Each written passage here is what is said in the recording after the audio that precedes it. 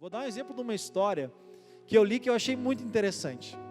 Tinha um jovem, ele estava cursando, eu entendi que era um curso de ciências contábeis. E ele estava numa cadeira muito difícil. E ele estava no final do curso.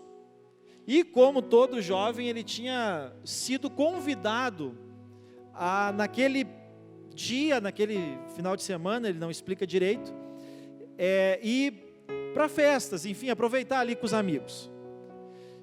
E aí ele teve uma escolha para fazer. Observe bem como quando a gente decide a coisa certa, o caminho certo, eu falei domingo, a bênção, ela é geográfica, a gente tem que estar na hora certa, no lugar certo, fazendo a coisa certa. Domingo à noite eu disse isso.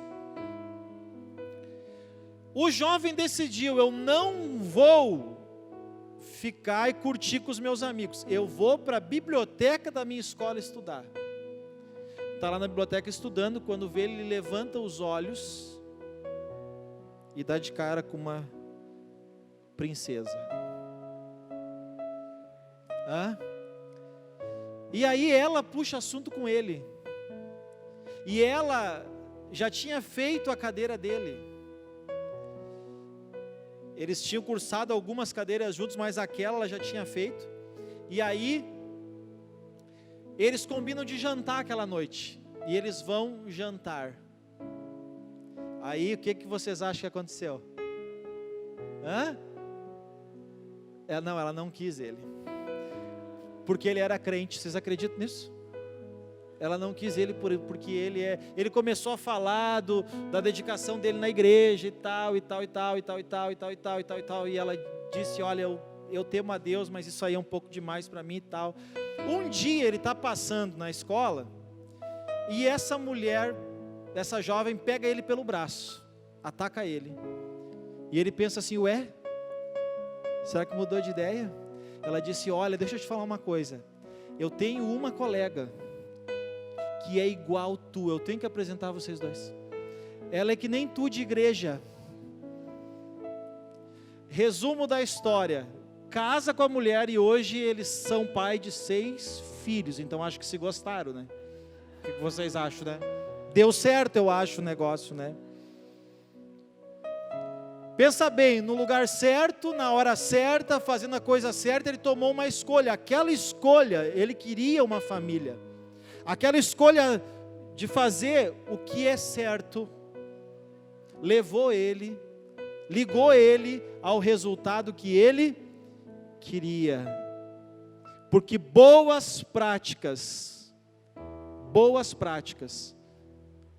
é o que nos levam aos nossos sonhos.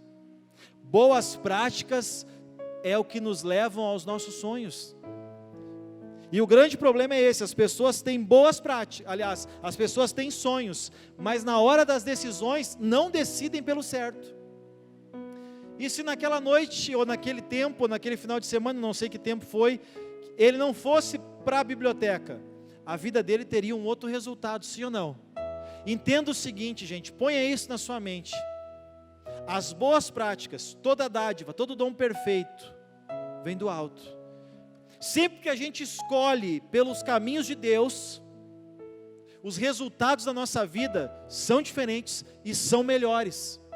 O grande problema é que às vezes a gente não confia na obediência a Deus e confia no conselho das pessoas que estão no mundo.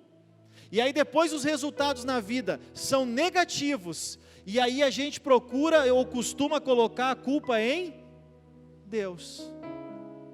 Mas Deus não é culpado. O que Paulo disse?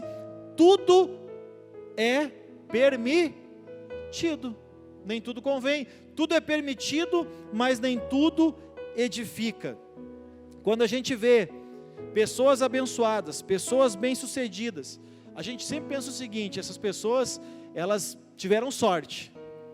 Essas pessoas, elas acertaram em grandes decisões, e na verdade não.